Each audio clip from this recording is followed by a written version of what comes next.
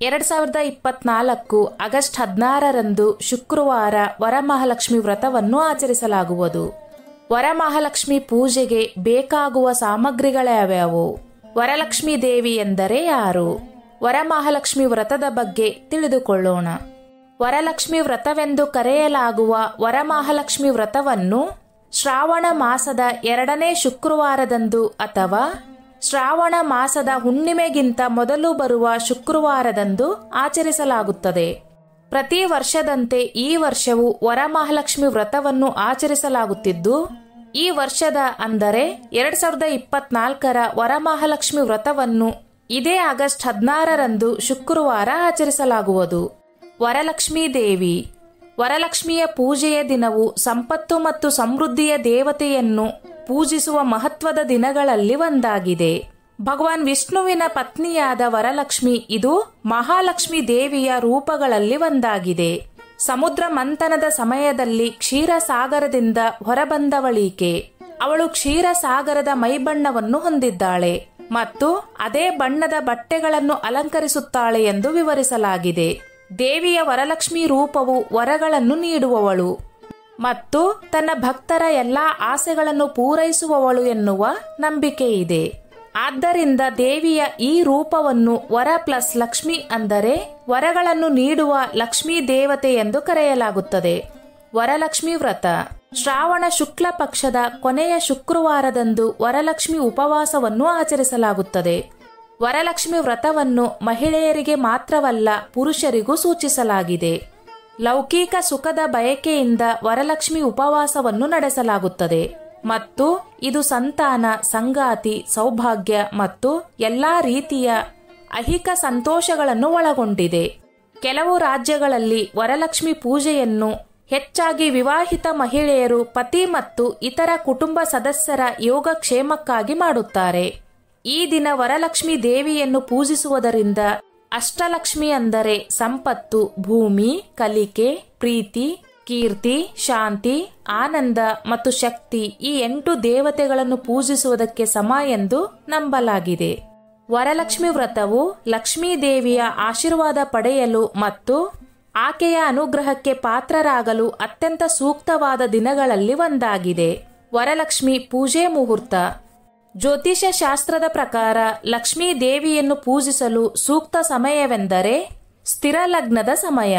ಸ್ಥಿರ ಲಗ್ನದ ಸಮಯದಲ್ಲಿ ಲಕ್ಷ್ಮೀ ಪೂಜೆಯನ್ನು ಮಾಡಿದರೆ ದೀರ್ಘಾವಧಿಯ ಸಮೃದ್ಧಿಯನ್ನು ಪಡೆಯಬಹುದು ಎನ್ನುವ ನಂಬಿಕೆ ಇದೆ. ವರಮಹಾಲಕ್ಷ್ಮಿ ವ್ರತದಂದು ಲಕ್ಷ್ಮೀ ಪೂಜೆಗೆ 4 ಸ್ಥಿರ ಲಗ್ನಗಳಿರುತ್ತದೆ. ವರಲಕ್ಷ್ಮಿ ಪೂಜೆಗೆ ಯಾವುದೇ ಸೂಕ್ತ ಸಮಯವನ್ನು ಆಯ್ಕೆ ಮಾಡಬಹುದು. ಆದಾಗ್ಯೂ ಪ್ರದೋಷದೊಂದಿಗೆ ಅತಿಕ್ರಮಿಸುವ ಸಂಜೆಯ ಸಮಯವನ್ನು ಲಕ್ಷ್ಮೀ ದೇವಿಯನ್ನು ಪೂಜಿಸಲು ಅತ್ಯಂತ ಸೂಕ್ತವೆಂದು ಪರಿಗಣಿಸಲಾಗುತ್ತದೆ. ವರಲಕ್ಷ್ಮಿ ವ್ರತ 2024ರ ಮುಹೂರ್ತ.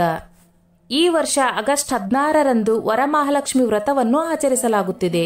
ವೃಶ್ಚಿಕ ಲಗ್ನ. ಪೂಜೆ ಮುಹೂರ್ತ ಮಧ್ಯಾಹ್ನ 12:50ರಿಂದ 3:08ರವರೆಗೆ. ಒಟ್ಟು ಅವಧಿ 2 ಗಂಟೆಗಳು 19 ನಿಮಿಷ ಇರುತ್ತದೆ. ಕುಂಭ ಲಗ್ನ. ಪೂಜೆ ಮುಹೂರ್ತ ಸಂಜೆ 6:55ರಿಂದ 8:22ರವರೆಗೆ ಇರುತ್ತದೆ. ಪೂಜೆಯ ಅವಧಿ 1 ಗಂಟೆ 27 ನಿಮಿಷ ಇರುತ್ತದೆ. ವರಲಕ್ಷ್ಮಿ ಪೂಜೆ ವಿಧಿ. ವರಲಕ್ಷ್ಮಿ ಪೂಜೆಯ ವಿಧಿವಿಧಾನಗಳು ನಾವು ದೀಪಾವಳಿ ಹಬ್ಬದಲ್ಲಿ ಮಹಾಲಕ್ಷ್ಮಿ ಪೂಜೆಯನ್ನು ಮಾಡುವ ವಿಧಿವಿಧಾನಗಳನ್ನೇ ಹೋಲುತ್ತದೆ. ಆದಾಗ್ಯೂ ಈ ಪೂಜೆ ಹಂತಗಳು ಮತ್ತು ಮಂತ್ರಗಳು ಡೋರಕ ಮತ್ತು ವಯನಕ್ಕೆ ಒಳಗೊಂಡಿದೆ.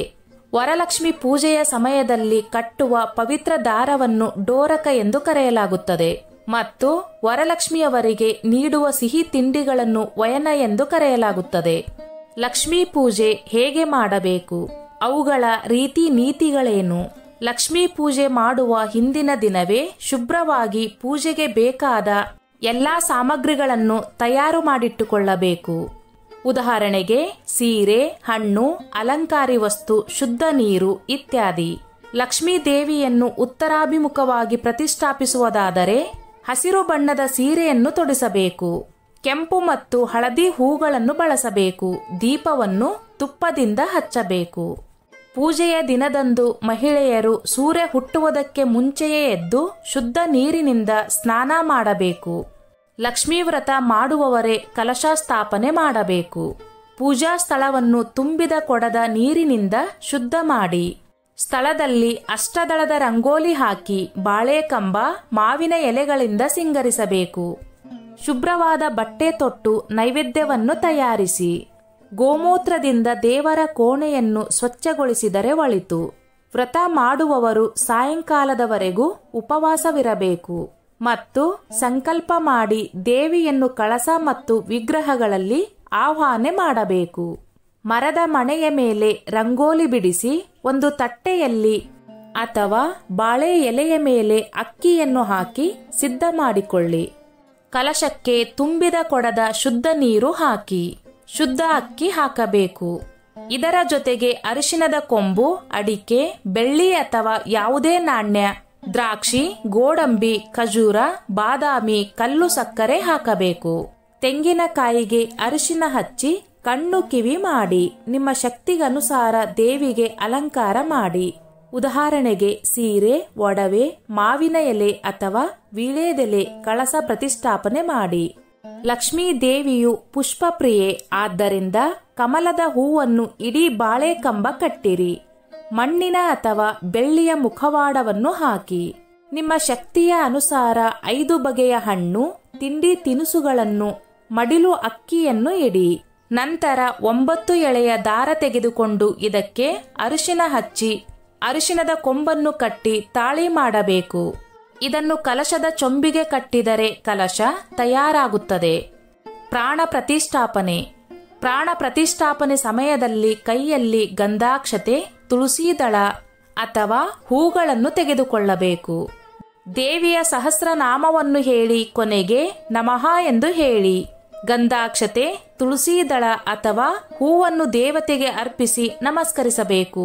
ಪ್ರಾಣ ಪ್ರತಿಷ್ಠಾಪನೆ ಬಳಿಕ ನಂತರ ಲಕ್ಷ್ಮೀ ದೇವಿಗೆ ಸೀರೆಯನ್ನು ಉಡಿಸಿ ಅಲಂಕಾರ ಮಾಡಬೇಕು. ನಂತರ ಲಕ್ಷ್ಮೀ ಸ್ತೋತ್ರವನ್ನು ಪಠಿಸಿ ದೇವಿಗೆ ದೀಪ ಆರತಿಯನ್ನು ಮಾಡಿ ನೈವೇದ್ಯವನ್ನು ಅರ್ಪಿಸಿ. 12 ಎಳೆ 12 ಗಂಟಿನ ದಾರಕ್ಕೆ ಹೂವನ್ನು ಕಟ್ಟಿ ಕೈಗೆ ಮನೆಯ ಹೆಣ್ಣು ಮಕ್ಕಳೆಲ್ಲ ಕಟ್ಟಿಕೊಳ್ಳಬೇಕು. ವ್ರತ ಸಂಪೂರ್ಣಗೊಳ್ಳುವವರೆಗೂ ಬಿಚ್ಚುವಂತಿಲ್ಲ. ಪೂಜೆಗೆ ಮುತ್ತೈದೆಯರನ್ನು ಆಹ್ವಾನಿಸಿ ಅವರಿಗೆ ಅರಿಶಿನ, ಕುಂಕುಮ, ತಾಂಬೂಲವನ್ನು ಕೊಡಬೇಕು. ಕೊನೆಯಲ್ಲಿ ವಿಸರ್ಜಿಸುತ್ತೇವೆಂದರೆ ಲಕ್ಷ್ಮಿಗೆ ಆರತಿ ಮಾಡಿ ದೃಷ್ಟಿ ತೆಗೆದು ಬಲಪಕ್ಕಕ್ಕೆ ಅಲುಗಾಡಿಸಿ. ಇಲ್ಲಿಗೆ ವ್ರತ ಸಂಪೂರ್ಣವಾಗುತ್ತದೆ. ಚೌಕ ಹಾಗೂ ರಂಗೋಲಿ ಬರೆದ ಪುಡಿ, ಹೂವು, ಎಲ್ಲಾ ವಸ್ತುಗಳನ್ನು ತೆಗೆದು ಎಲ್ಲೆಂದರಲ್ಲಿ ಬಿಸಾಡದೆ, ಗಲೀಜು ಮಾಡದೆ ನದಿ ದಡದಲ್ಲಿ ಇಡಬೇಕು. ನದಿಗೆ ಎಸೆಯಬಾರದು. ನದಿಗೆ ಎಸೆದರೆ ದೋಷ ಉಂಟಾಗುತ್ತದೆ. ಪೂಜೆ ಮಾಡುವುದು ಎಷ್ಟು ಮುಖ್ಯವೋ ಪೂಜೆ ನಂತರವಿರುವ ಪದ್ಧತಿಗಳನ್ನು ಅನುಸರಿಸುವುದು ಸಹ ಅಷ್ಟೇ ಮುಖ್ಯ. ಲಕ್ಷ್ಮಿ ಅಮ್ಮನವರು ಎಲ್ಲರಿಗೂ ಒಳ್ಳೆಯದನ್ನೇ ಮಾಡಲಿ. ಸ್ನೇಹಿತರೆ, ಈ ನನ್ನ ಮಾಹಿತಿ ನಿಮಗೆ ಇಷ್ಟವಾಗಿದ್ದಲ್ಲಿ ದಯವಿಟ್ಟು ಶೇರ್ ಮಾಡಿ, ಲೈಕ್ ಮಾಡಿ ಮತ್ತು ಸಬ್ಸ್ಕ್ರೈಬ್ ಮಾಡಿ.